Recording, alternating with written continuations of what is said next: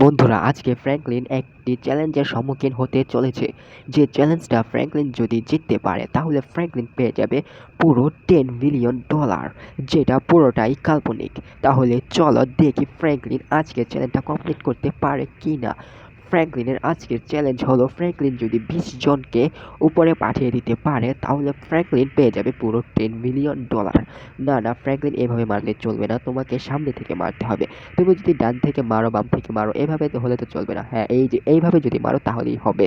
তো ফ্র্যাঙ্কলিনের সাথে আমার কথা বলা শেষ। তো আমি আপনাদেরকে জানিয়ে দিতে চাই যে ফ্র্যাঙ্কলিন যদি এই চ্যালেঞ্জে জিততে পারে তাহলে ফ্র্যাঙ্কলিন পেয়ে যাবে পুরো $10 মিলিয়ন, যেটা ইতিমধ্যে আপনাদেরকে জানানো হয়েছে। আর তাকে এই কাজগুলো করতে হবে সে যে গাড়ির মধ্যে বসে আছে সেই গাড়ি দিয়েই। এই গাড়ির বাহিরে সে যদি অন্য গাড়ি ইউজ করে তাহলে তাকে ডিসকোয়ালিফাই করে দেওয়া হবে। তো এই জন্য ফ্র্যাঙ্কলিন অনেক সাবধানে গাড়ি চালাচ্ছে, আর সে ইতিমধ্যে অনেকজনকেই উপরে পাঠিয়ে দিয়েছে। আরও অনেকজন বাকি আছে, তাদেরকেও পাঠাতে হবে।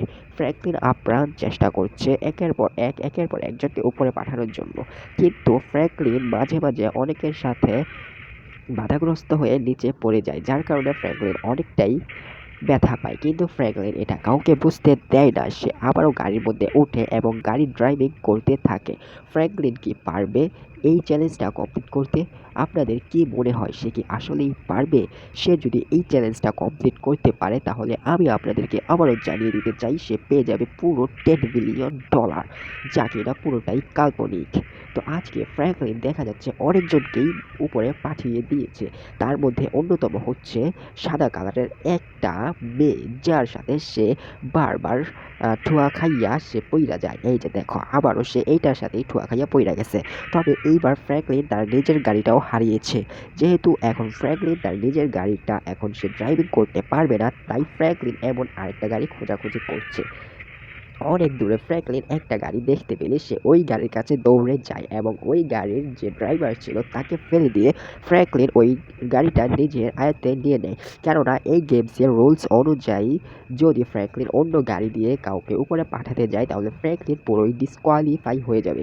সেজন্য ফ্র্যাঙ্কলিন এই সকল আহ, মানুষদেরকে উপরে পাঠানোর জন্য সে এই গাড়িটা ইউজ করছে, এবং সে এটা একজনের কাছ থেকে কিভাবে নিল এটা তো আপনারা দেখতেই পেলেন।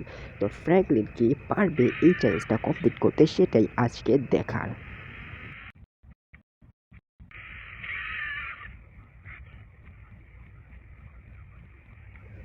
যদি এখনো পর্যন্ত লাইক করে না থাকো তাহলে জলদি জলদি লাইক করে দাও।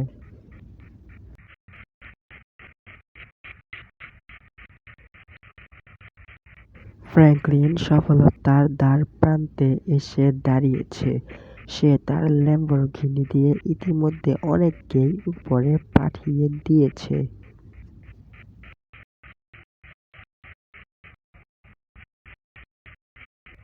আমি আরও একবার আপনাদেরকে এই চ্যালেঞ্জের রুলসটা বুঝিয়ে দিতে চলেছি।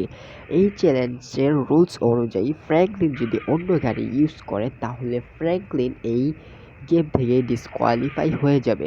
তার সাথে সাথে সে পিছন দিয়ে কাউকে মারতে পারবে না, তাকে সামনে দিয়েই মারতে হবে।